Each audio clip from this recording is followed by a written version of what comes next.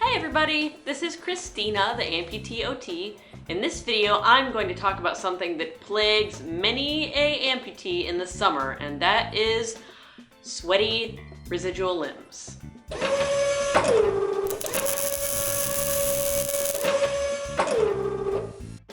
So you might be noticing that it's not winter anymore, and along with the warmer temperatures, you will also be finding that the environment inside your socket gets kind of warm, and with that, it gets kind of sweaty. Now, if you're not an amputee, let me kind of explain what happens when you get a sweaty residual limb. Imagine if you put on your foot a latex glove, and then on top of that latex glove, you put on 2 or 3 really thick socks, and then you put your shoe on.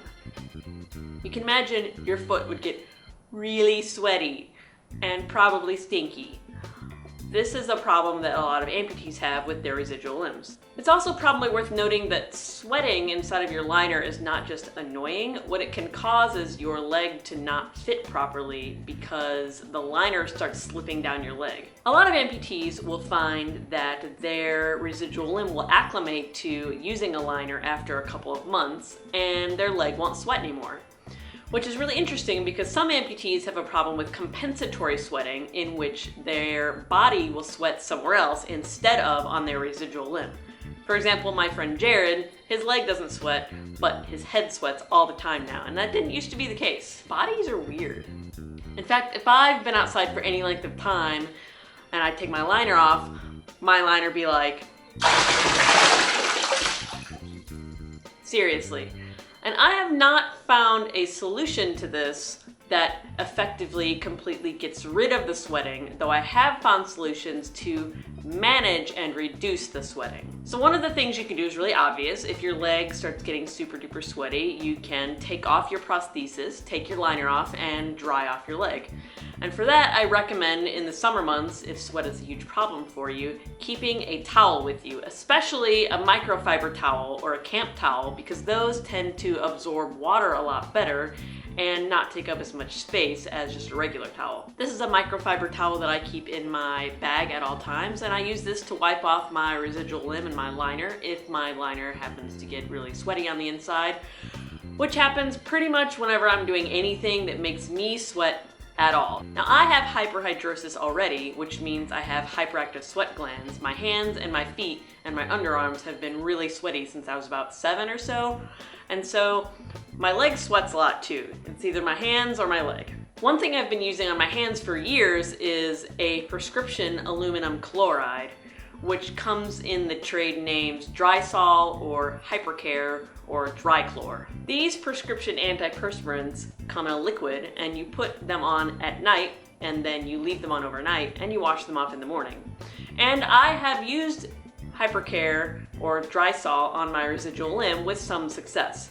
But I have to be careful not to apply it too many nights in a row or my skin will get irritated. That's one problem with those types of antiperspirants is if you have really sensitive skin, your skin can become really irritated. Or if you have broken skin, it burns a lot, and I can't even use that stuff on my underarms because it itches really bad. If you don't want to get a prescription from a dermatologist or your GP or your primary care practitioner, you can get something called Certain Dry, which basically is the same principle as Drychlor, only you can get it over the counter. And if you do that, you definitely need to get the roll-on and not the stick.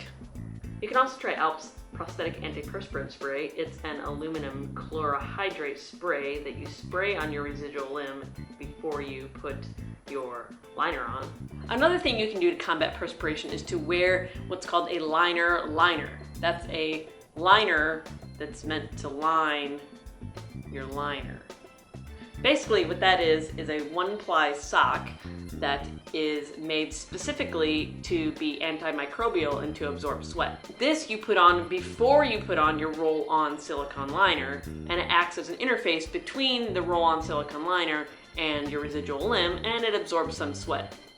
This won't totally absorb all of it, but it will probably allow you to go for longer periods without having to take your limb off and take your liner off and dump the sweat out and dry it off. Another thing you'll definitely want to do when you are drying out your liner is to pat it instead of rubbing it. These liners are made of a very smooth silicone finish or a gel finish, and if you rub it too vigorously with a towel, then you can cause little micro tears on the very surface of it, which will then cause it not to stick as well and cause it to kind of have a little bit of a rough texture. So if you are using a towel to wipe off your liner, pat it like this and don't rub it. There's also one other more invasive option, which I personally have not tried, but I've heard of people on the Amputee Coalition of America Facebook page talking about and having success with, and that's Botox injections. No, it's not to remove all of the fine wrinkles in your residual limb to make it nice and smooth and pretty. What Botox actually does is it deadens the nerves that are responsible for causing the sweat glands to operate, and so you don't sweat. But the only problem with that is that you have to get a lot of injections in your residual limb, like hundreds, in order to see any types of results. So if you're not so into getting your limb poked 200 times with Botox, then that might not really be an option for you, but it's something to try. It's something that I'd like to try in the future, and if I do, I'll definitely let you know how it goes. So far I've not totally solved my sweating solution, but I've found ways to manage it and to make it better. What I would not recommend doing is putting baby powder or talcum powder on the inside of your liner. That can damage the inside of your liner, and also it doesn't really work very well. It would only work for a little bit of sweating, but if you get a sweating problem like I do, then it's not really going to work at all. It's just going to kind of gum up the inside of your liner. And the last piece of advice I'd like to offer is almost more of a philosophical in nature.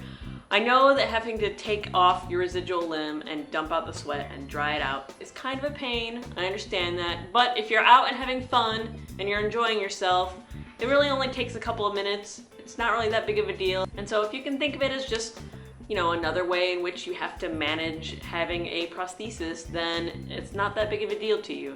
If you guys like this topic, you can thank Lola because it was her idea. She asked me to do this topic from my AmputeeOT Facebook page.